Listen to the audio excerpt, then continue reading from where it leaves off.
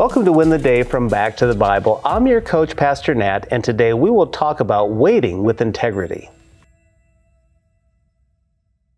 Patience has never been a strength of mine. And in leadership, we encourage people to not try to turn a weakness into a strength. It rarely happens successfully. But apparently, God did not get that memo. We all experience the process of developing our patience. You see, we want what we want and we want it now. We quickly want what's promised. But part of waiting is to see God work. And we're going to see this today in the Book of Ruth. So let's pick up the story of Ruth and Boaz in Ruth chapter 3, verse 16.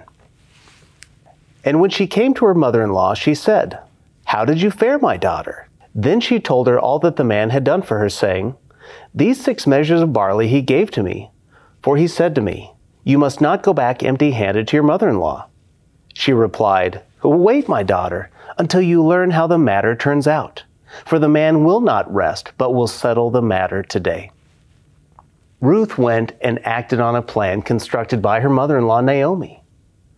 Ruth asked Boaz, her kinsman redeemer, to marry her and redeem Naomi's property. Boaz said, "Yes, I would love to, but..." There is another redeemer who has the first right of refusal.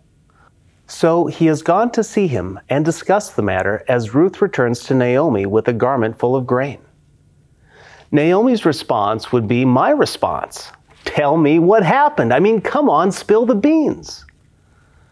So we're told that Ruth shares his physical and long-term concern for Naomi. She tells her everything that transpired. And then the writer captures this one clear statement. You must not go back empty-handed to your mother-in-law. But why is this significant? Well, we have to remember how Naomi responded to the city when she returned. She says, "Don't call me Naomi. I am bitter. I went away full, but came back empty." Again, Naomi is reminded of God's sovereignty and care. She is no longer empty, but full. And then in verse 18, Naomi doesn't have any more planning or advice except to sit and wait. What a great testimony of seeing God and trusting His plan.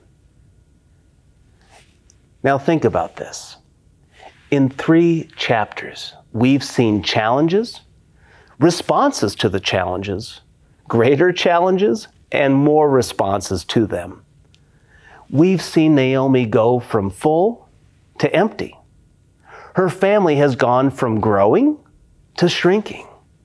We've seen hope turn into despair. And through it all, we've seen God orchestrating events for a full future. But how will this actually turn out? What will God do? Well, we're going to have to wait again for the answer. And speaking of waiting on God, my challenge for you is to wait with integrity. It's true that Naomi may not have understood or viewed God correctly in this journey, but each person has acted with integrity. Naomi's advice for Ruth has been solid. Ruth's commitment to integrity while facing extenuating circumstances has remained strong. Boaz has continued to walk in a way pleasing to God. So can we.